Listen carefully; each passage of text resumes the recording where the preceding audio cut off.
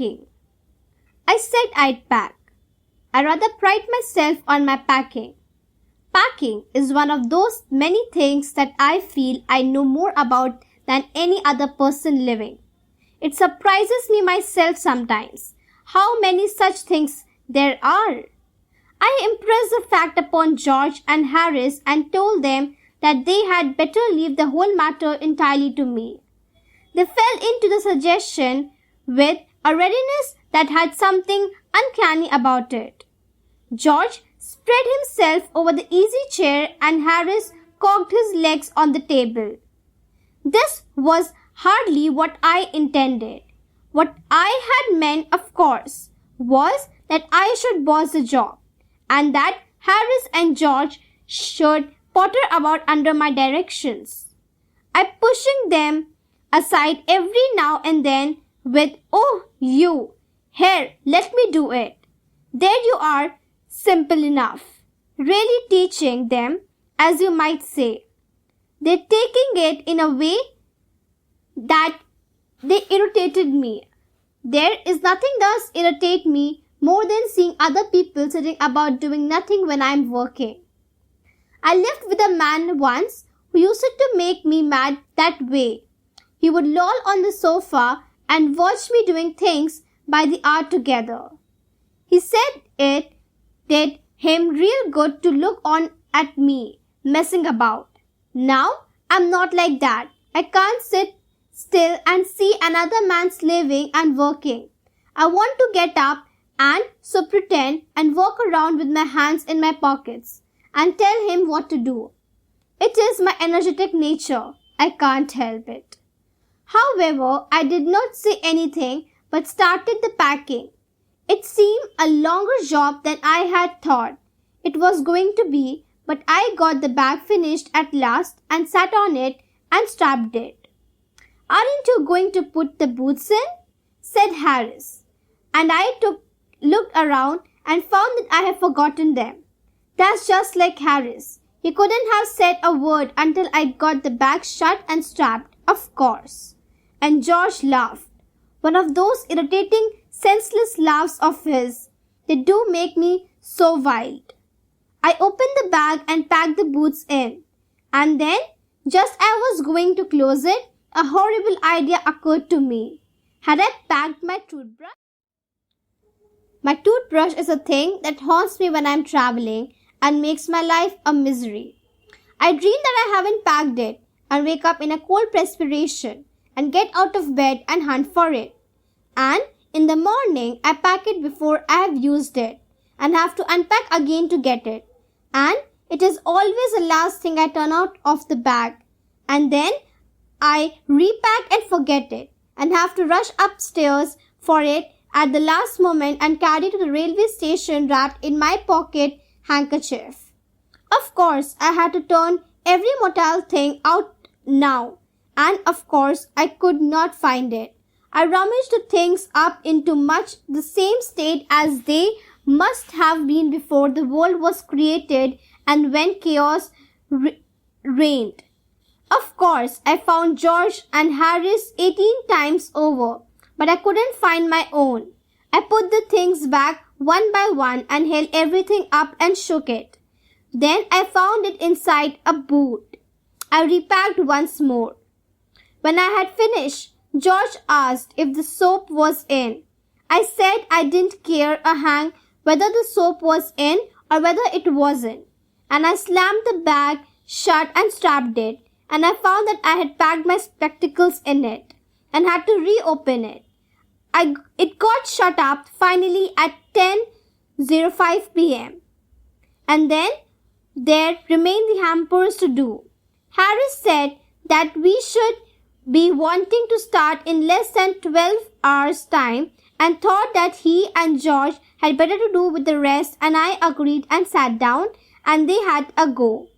They began in a light-hearted spirit, evidently intending to show me how to do it. I made no comment. I only waited. With the exception of George, Harris is the worst packer in this world, and I looked at the piles of plates and cups and kettles and bottles and jars and pies and stoves and cakes and tomatoes, etc. Felt that the things would soon become exciting. It did. They started with breaking a cup. That was the first thing they did. They did that just to show you what they could do and to get you interested.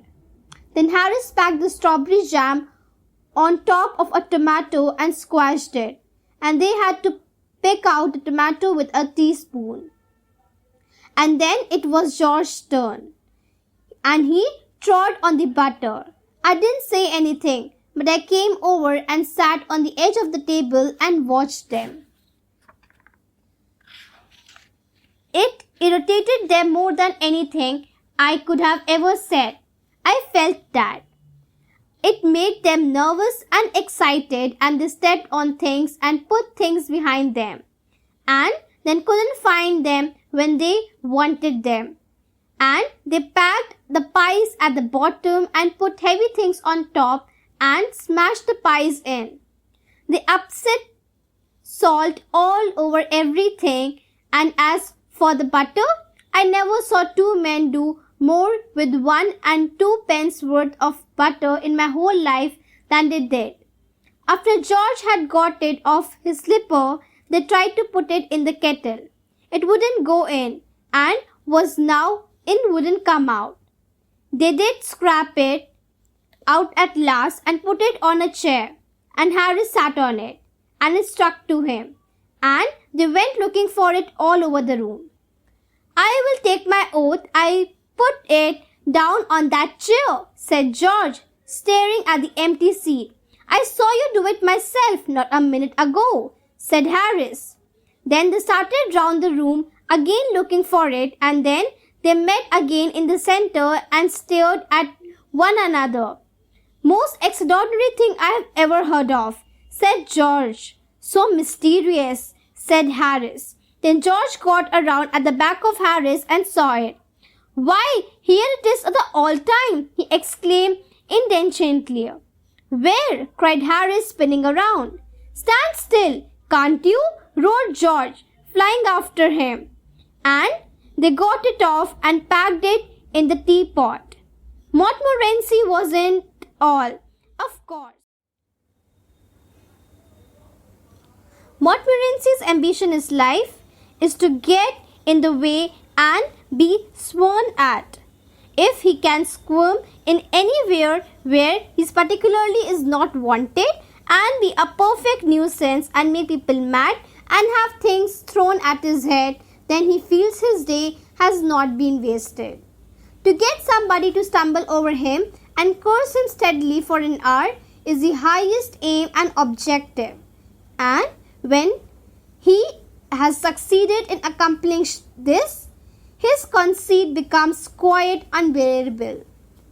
He came and sat down on things just when they were wanted to be packed, and he labored under the fixed belief that whenever Harris or George reached out their hands for anything, it was his cool damp nose that they wanted. He put his leg into the jam and he worried the teaspoons, and he pretended that the lemons were rats and got into the hamper and killed 3 of them before Harris could land him with the frying pan. Harris said, I encouraged him.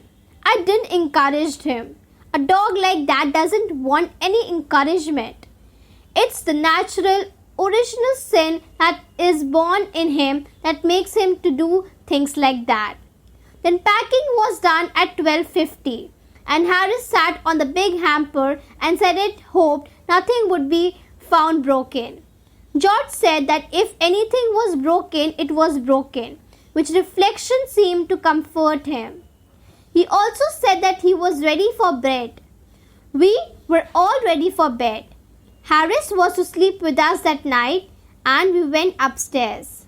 We tossed for beds, and Harris had to sleep with me. He said, Do you prefer the inside or outside, Jay? I said, I generally prefer to sleep inside a bed. Harris said it was odd. George said, What time shall I wake up, you fellows? Harris said, 7. I said, no, 6, because I wanted to write some letters. Harris and I had a bit of row over it, but it at last split the difference and said 6:30. Wake us up at 6:30. George, we said. George made no answer, and we found on going over that he had been asleep for some time. So we placed a bath where he could tumble into it on getting out in the morning and went to bed ourselves. By Jerome K. Jerome, an extract from Three Men in a Boat.